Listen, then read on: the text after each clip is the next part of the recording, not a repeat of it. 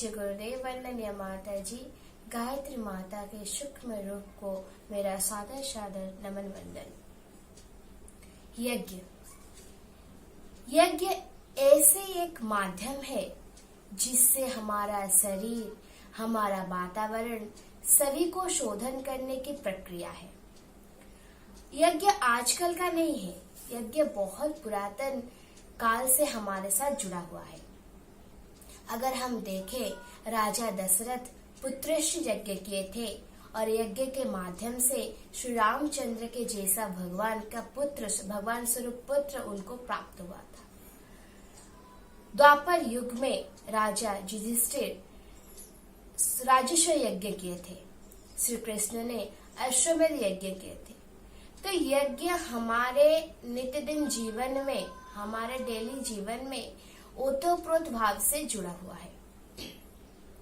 अभी आते हैं, यज्ञ कहाँ कहाँ पर होता है।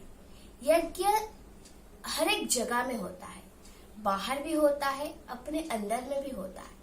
जो खाना हम खाते हैं उसको सरलीकृत करके जो खाने का जो सार है वो हमारे रक्त में प्रवाहित होता है, वो एक यज्ञ है। बाहर नदी जो पानी हमको दान देता है वो एक यज्ञ है। वृक्ष वनस्पति जो फल हमको देते हैं वो एक यज्ञ है। तो यज्ञ का मतलब ये ही है कि कुछ दान करना। यज्ञ का दूसरा स्वरूप है दान करना। तो जो भी अच्छे चीज, ज्ञान, अन्न, वस्त्र, जो भी हम कुछ दान करते हैं उसको यज्ञ बुलाते हैं। तो यज्ञ में अगर देखें तो 4 तरह के यज्ञ हैं। पहला ज्ञान यज्ञ, दूसरा जप यज्ञ, तीसरा तप यज्ञ, चौथा द्रव्य यज्ञ। पहले बात करते हैं ज्ञान यज्ञ। कुछ पुराण, साहित्य, परम पूज्य गुरुदेव की साहित्य हो, सत्संग हो, ज्ञान वितरण करने की जो प्रक्रिया होती है उसको ज्ञान यज्ञ कहते हैं, जिससे हम जीवन विद्या को सिखाते हैं। विद्या को हम सिखाते हैं, कुछ महापुरुषों की साहित्य हम आलोचना करते हैं, उसको ज्ञान यज्ञ कहते हैं। फिर आते हैं यप यज्ञ को। यप यज्ञ अर्थ होता है कि जन्म जन्मांतर का, प में आता है पाप। जो जन्म जन्मांतर का पाप को मिटाता है उसको यप कहते हैं, जप कहते हैं।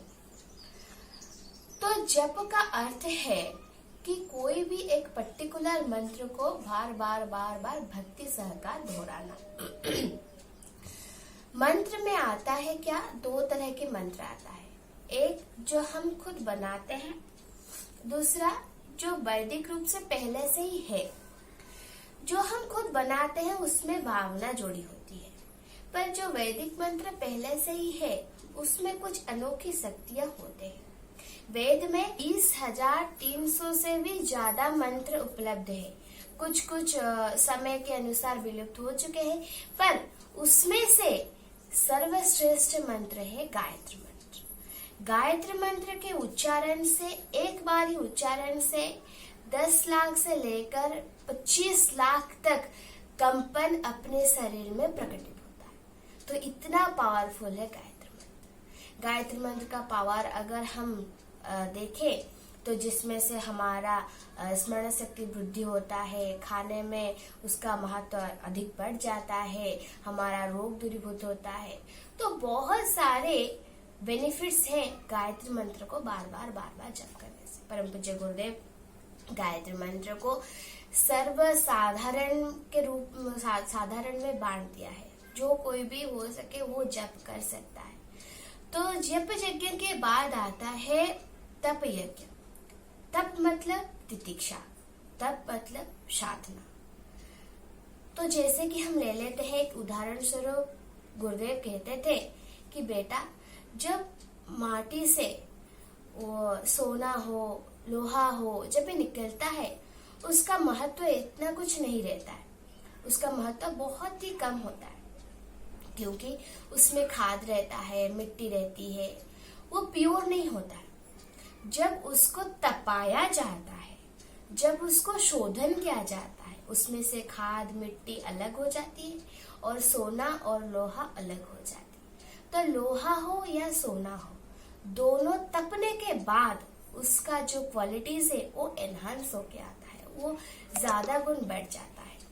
तो तपाना जरूरी है।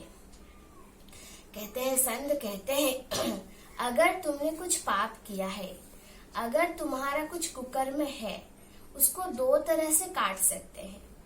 पहला, कुछ मत करो, वो पाप का, वो कर्म का फल तुम्हें रोग शोक इसी के रूप में वो मिल जाएगा। अगर उसको काटना चाहते हो तो और एक काम करो। क्या करो? तप करो, साधना करो। परम पूज्य गुरुदेव अति सरल, सबसे सरल हमें नवरात्रि का साधना करने के लिए बोला है। तो साधना का मतलब है खुद को तपाना। कभी कभी हम उपवास कर लेते हैं, फास्टिंग वगैरह ये सब कर लेते हैं। तो ये सब एक एक पार्ट से साधना करने का एक एक पार्ट से। फिर आते हैं द्रव्य यज्ञ को। द्रव्य यज्ञ मतलब पहले से ही बोल चुके हूँ कि द्रव्य यज्ञ का मतलब है कुछ दान करना, कुछ द्रव्य का दान करना। अन्न हो, वस्त्र हो, कुछ भी सामान हो, उसको दान करने का मतलब ही है कि द्रव्य यज्ञ। परंतु द्रव्य यज्ञ में सबसे श्रेष्ठ है अग्नि देवता को समर्पण करना। ये जो कुंड यज्ञ हम करते हैं उसको द्रव्य यज्ञ बोला जाता है। इसमें क्या क्या उपयोग होता है? घी उपयोग होता है, समिधा उपयोग होता है, और वनौषधि और साकल्य जो भी बोलते हैं उसको उपयोग होता है। तो ये एक साइंस है। जैसे एक उदाहरण ले लेते हैं, जब भी डॉक्टर हो या लैब टेक्नीशियन हो, जब भी वो काम शुरू करते हैं, लैब में जो काम होता है उसको शुरू करते हैं, या डॉक्टर जब ऑपरेशन शुरू करने के लिए जाते हैं, वो पहले क्या करते हैं? पहले उनका जो इंस्ट्रूमेंट विनियोग होगा, जो इंस्ट्रूमेंट यूज होगा, उसको पहले स्टेरिलाइज करते हैं, विशोधन करते हैं, शोधन करते हैं। तो ये क्या करते हैं? स्टेरिलाइज करते हैं। तो स्टेरिलाइज करने के बाद क्या होता है? जो वायरसेस है, जो बैक्टीरिया है, फंगस है, जो भी है, इन्फेक्टेड ऑर्गेनिज्म जो भी है, वो क्या होता है? वो डेड हो जाता है, डिस्ट्रॉय हो जाता है, खत्म हो जाता है। तो वो इंस्ट्रूमेंट क्या होता है? विशोधित हो जाता है। तो ठीक वैसी तरह हम जब यज्ञ करते हैं, उसकी जो ऊर्जा है उसमें से क्या होता है? ये क्या करता है ना, हमारे वातावरण को स्टेरिलाइज कर देता है, विशोधन कर देता है, एकदम से क्लीन कर देता है। जिसमें से क्या होता है? चर्म रोग का जो चर्म रोग हो या ब्रीदिंग का जो रोग हो, वायु दूषित जो हो रहा है, ये सब कम हो जाता है। तो आज तो हम सब देख रहे हैं कि कोविड में कैसे तरह से महामारी व्यापी थी। अभी एक मोंकीपॉक्स वायरस भी आ रहा है। ये सब एक ही कारण के वजह से हो रहा है। प्रकृति अब उथल पुथल सी हो गई है।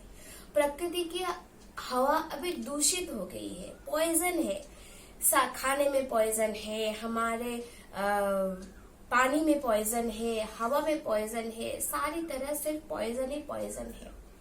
हम लोग क्या करते हैं? बड़े बड़े बिल्डिंग्स बनाते हैं, पेड़ पौधे काट देते हैं, और क्या करते हैं? बड़ी बड़ी फैक्ट्रीज बना दे। फैक्ट्रीज जो हवा होती है उसको प्रॉपर्ली फिल्टराइज नहीं करते हैं। उसका जो चिमनी होता है उसको हम ज्यादा लंबा नहीं करते हैं, छोटा सा रखते हैं। और उसका जो वेस्ट वाटर होते हैं, जो पानी होता है, उसको क्या करते हैं? डायरेक्टली हम नदी में, कैनाल्स में, उसमें हम बहा देते हैं। तो इसका परिणाम तो हमको ही भोगना पड़ेगा। तो ये हवा को विशोधित करने के लिए यज्ञ एक परफेक्ट माध्यम है। ये जो यज्ञ की ऊर्जा होती है, ये एक मेडिसिन के रूप में काम करता है। हम एक सर्वे कर सकते हैं, जैसे कि यज्ञ में विनियोग होता है देसी गोमाता का, देसी गाय का घी। उसमें हम जानते हैं कि कहीं पर हमारा खरोच आ जाए या जल जाए, हम क्या करते हैं? घी लगाते हैं। तो घी में ऑलरेडी मेडिसिनल प्रॉपर्टी है। फिर आते हैं हमारे जो वनौषधि और साकल्य। वो तो जड़ी बूटी है, उसमें एंटीबैक्टीरियल एंटीवायरल प्रॉपर्टी है। तीसरे आते हैं कोई भी एक औषधीय समिधा जिसमें में भी औषधीय गुण है। ये तीनों जब मिल जाते हैं तभी क्या होती है, एक ऊर्जा, मेडिसिनल ऊर्जा प्रकटित होता है। मेडिसिनल ऊर्जा सारे भूमंडल में खिल जाता है। तो ऐसे मतलब जब हम दीप यज्ञ करते हैं वो क्या करता है ना, 3 किलोमीटर तक ही एक सराउंडेड वातावरण प्रिपेयर करता है, विशोधित वातावरण प्रिपेयर करता है। जब हम कुंड यज्ञ करते हैं तो ये 8 किलोमीटर तक क्या होता है, एक विशोधित एरिया, विशोधित एटमॉस्फेयर को क्रिएट करता है। तो उसी तक 8 किलोमीटर तक क्या करता है, उस वातावरण को एकदम से क्लीन कर देता है। तो बंधुगण, हमें कुंड यज्ञ करना चाहिए, बहुत मात्रा से करना चाहिए। तो करने से 8 किलोमीटर तक की वातावरण शुद्ध होती है। तो एक दीप यज्ञ करने से 3 किलोमीटर तक और एक कुंड यज्ञ करने से 8 किलोमीटर तक का वातावरण शुद्ध होता है। तो मित्रों, जब हम यज्ञ भगवान को कुछ समर्पित करते हैं, चाहे वो गुड़ हो या सूखा मिर्च हो, जो भी हम देते हैं, समर्पित करते हैं यज्ञ भगवान उसको कई गुण विकसित करके सारे जन समुदाय के पास पहुंचा देते हैं। तो यदि हम कुछ वनौषधि, कुछ घी, कुछ समिधा, मेडिसिनल प्रॉपर्टी कैरी करते हुए उसको हम डालते हैं, उसको हम समर्पित करते हैं, तो वो क्या करता है, यज्ञ भगवान क्या करते हैं, उसका जो औषधीय तत्व है वो सारा जगत को विस्तारित कर देते हैं। तो हम चाहे मतलब ज्यादा से ज्यादा कुंड यज्ञ करने के प्रयास करें। तो यज्ञ और मनुष्य दोनों एक मुद्रा के दो पहलू हैं। इसीलिए भगवान श्री कृष्ण ने भगवद गीता में कहा है, अर्न भवन्ति भूतानि पर्जन्यो दन्न संपदः यज्ञ भवन्ति पर्जन्यो यज्ञ कर्म समुद्भवः। हे मनुष्य, तू यज्ञ कर। यज्ञ की ऊर्जा से देवता, प्रकृति माता प्रसन्न होते हैं। अगर देवता, प्रकृति माता प्रसन्न होते हैं तो वातावरण शुद्ध होता है। वातावरण शुद्ध होने से वृक्ष वर्षा कराते हैं। वर्षा होने के बाद ये धरती माता अन्न उत्पन्न करती है। अन्न उत्पन्न होते ही उस अन्न को जन समुदाय भक्षण करते हैं और फिर से जन समुदाय यज्ञ करते हैं। ये जो एकदम साइकिल है, इसको यज्ञ साइकिल कहते हैं। तो यज्ञ और मानव समाज दोनों ही ओतप्रोत रूप से जुड़े हुए हैं। इसलिए कहा जाता है, यज्ञ पिता गायत्री माता भारतीय संस्कृति के भाग्य विधाता। यज्ञ मतलब शतकर्म, गायत्री मतलब शत ज्ञान। जब शतकर्म और शत ज्ञान मिल जाते हैं तो जो भी राष्ट्र है, विश्व है, सबका सूर्योदय हो जाता है, भाग्य का उदय हो जाता है। तो हम सब यज्ञ करें, दान करें, हमारे कर्म को शतकर्म में ले जाए, इसी भावना से नमस्कार। थैंक यू फ्रेंड्स, आपण माने मो वीडियो को देखिले। जदि आपण को ए वीडियो टी बहुत भल लागी छी देन लाइक करंतु एंड कमेंट करंतु। और ए वीडियो को आपण माने आपण को फ्रेंड्स, रिलेटिव्स, फैमिली मेंबर्स समस्त संगे शेयर करंतु। एवं ए वाली स्पिरिचुअल वीडियो देखिया पई मो चैनल को सब्सक्राइब करंतु। Press the bell icon on the YouTube app and never miss another update.